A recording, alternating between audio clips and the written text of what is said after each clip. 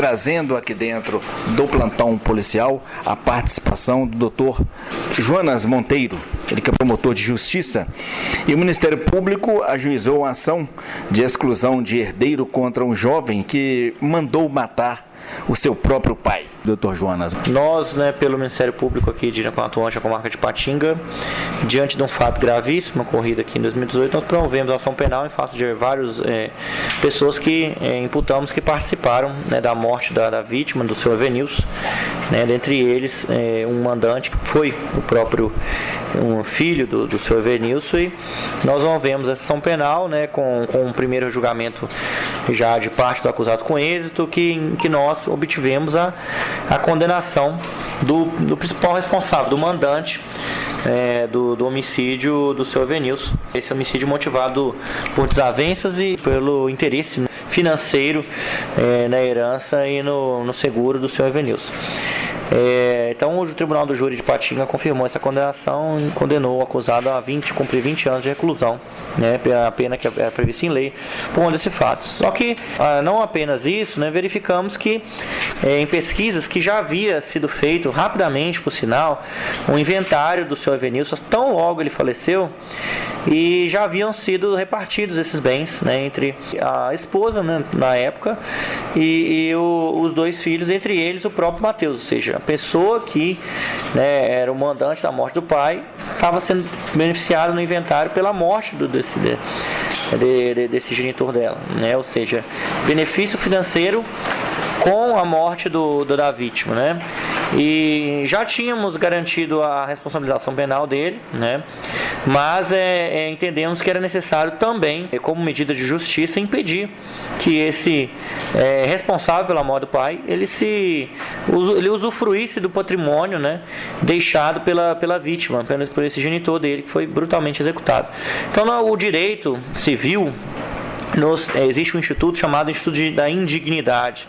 É um instituto onde a moral ela se junta com o direito, repudia a qualquer ser humano, que o indivíduo que causou a morte de uma pessoa se beneficie da herança dela. Mas para que a gente concretize isso, nós precisamos mover uma ação civil. Então o Ministério Público moveu nessa semana de forma pioneira, porque não havia registros de violação desse tipo aqui, movido pelo Ministério Público de Minas. Nós aqui da promotoria aqui em Patinga movemos uma ação de exclusão de indignidade, do condenado, pela morte do pai, e agora a gente espera que em breve ele seja também declarado indigno da herança. Então esses bens eles possam ser repartidos aos herdeiros legítimos, em especial a irmã dele, que é mais nova, que é uma menor.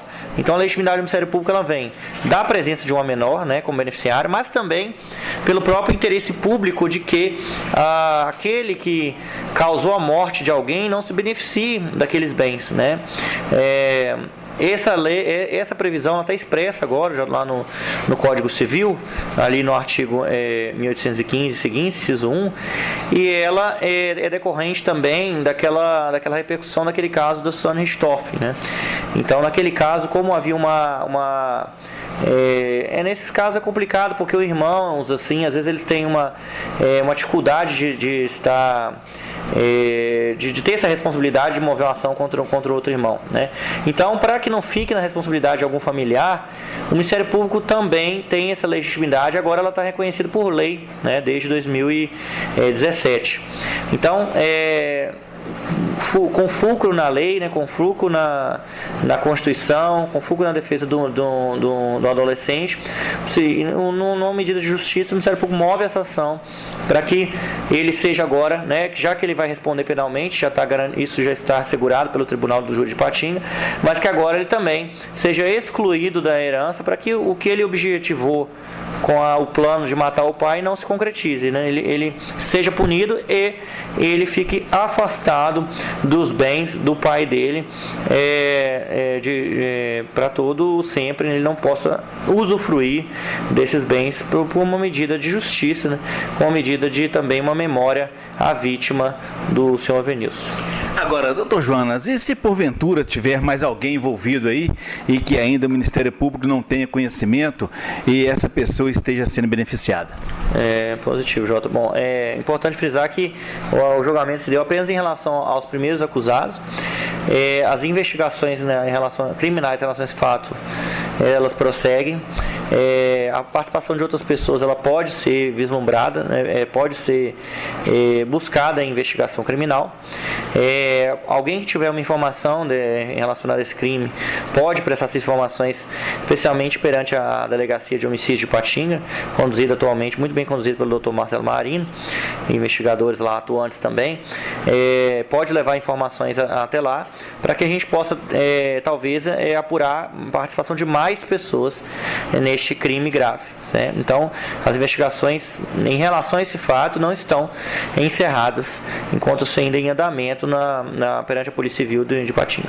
Em sendo feita essa investigação e comprovando que tem mais alguém, quais são as medidas tomadas? Bom, comprovando a participação de mais pessoas, o Ministério Público certamente haverá o indiciamento delas por parte da Polícia Civil, da autoridade policial, haverá a denúncia criminal pelo Ministério Público, a gente buscará a condenação dessas outras pessoas e, eventualmente, se for alguém que beneficiou de alguma forma da morte, como, por exemplo, tendo herdeiro, também haverá automaticamente essa exclusão.